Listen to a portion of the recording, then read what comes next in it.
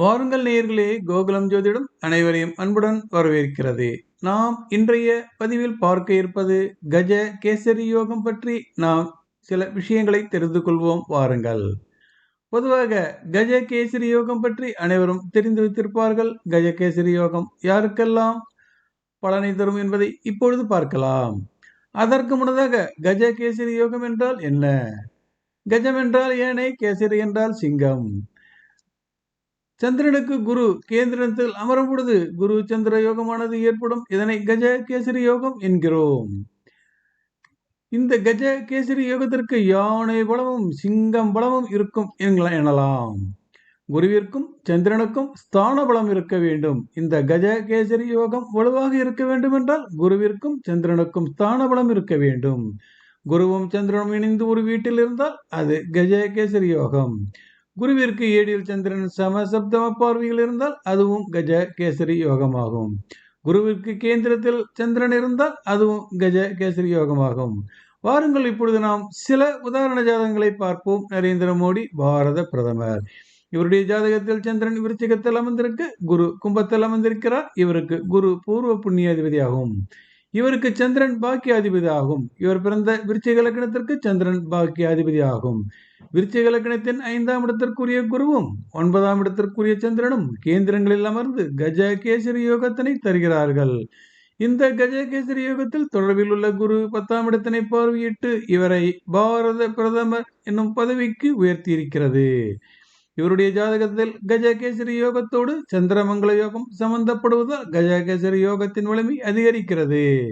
நான் பலமுறை சொல்லியிருக்கிறேன், எந்த ஒரு யோகமும் மற்றொரு யோகத்தினால் தூண்டப்பட்டால்தான், அதாவது 2 யோகங்கள் இணையும் போதுதான் 2 யோகங்களும் வலிமை பெற்று விடுகிறது. அப்படித்தான் கஜகேசரி யோகமானது சந்திரமங்கல யோகத்தினால் வலிமை பெறுகிறது. சந்திரமங்கல யோகமானது கஜ கேசரி யோகத்தினால் வலிமை பெறுகிறது. நாம் அடுத்ததாக பார்ப்பது மூப்பனார், தமிழக காங்கிரஸ் கட்சியின் தலைவர்.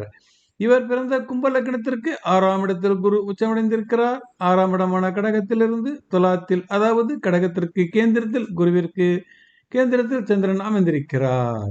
குரு கடகத்திலும் துலாத்தில் சந்திரனும் அமர்ந்து குரு சந்திர யோகத்தினை தருகிறார்கள். குரு சந்திரன் தரும் கஜ கேசரி யோகமானது 6ஆம் இடம் மற்றும் 9ஆம் இடம் ஆகிய இடங்களுக்குள் ஏற்பட்டதால் இவரால் மிகப்பெரிய அளவில் அரசியல் பதவிகளை பெற முடியவில்லை.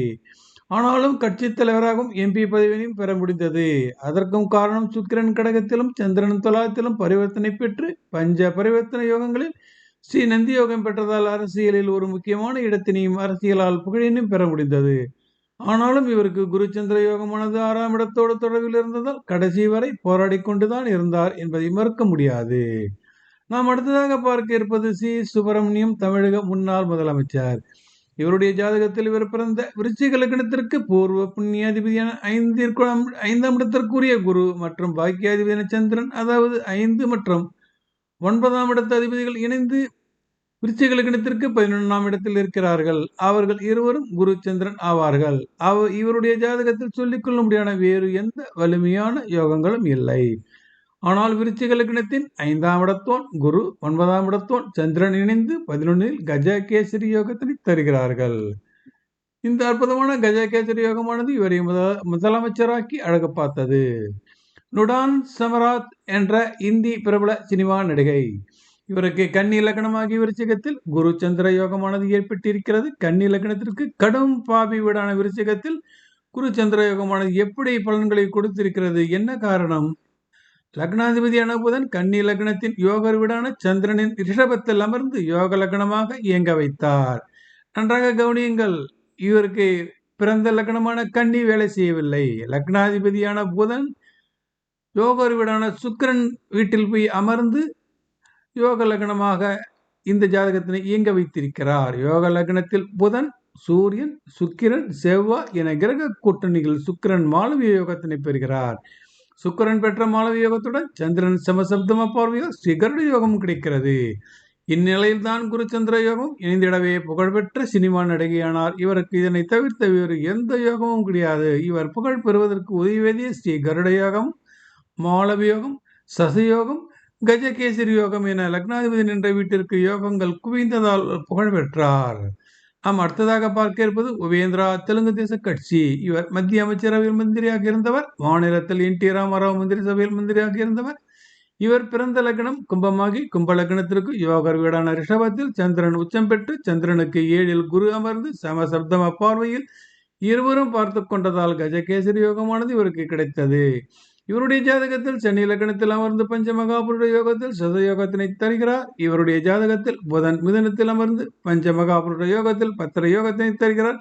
இப்படி இவருக்கு யோகங்கள் ஜாதகத்தில் நிறைந்து இருந்தாலும் சனி சசயோகத்துடன் 10ஆம் வீட்டிற்கும் குருவினை பார்வையிட்டது அற்புதமான அமைப்பாகும். இவருக்கு நல்ல இடங்களில் அமர்ந்த கஜகேசரி யோகமானது பிரபலமாக்க உதவியது. புகழும் பணமும் இவருக்கு கிடைத்தது. என்ன நேயர்களே, குருச்சந்திர யோகம் பற்றி தெரிந்து கொண்டீர்களா? குருச்சந்திரன் தொடர்பில் கிடைக்கும் கஜகேசரி யோகம் பற்றி தெரிந்து கொண்டீர்களா? நன்றி, வணக்கம். மீண்டும் பிறிதொரு பதிவில் சந்திப்போம்.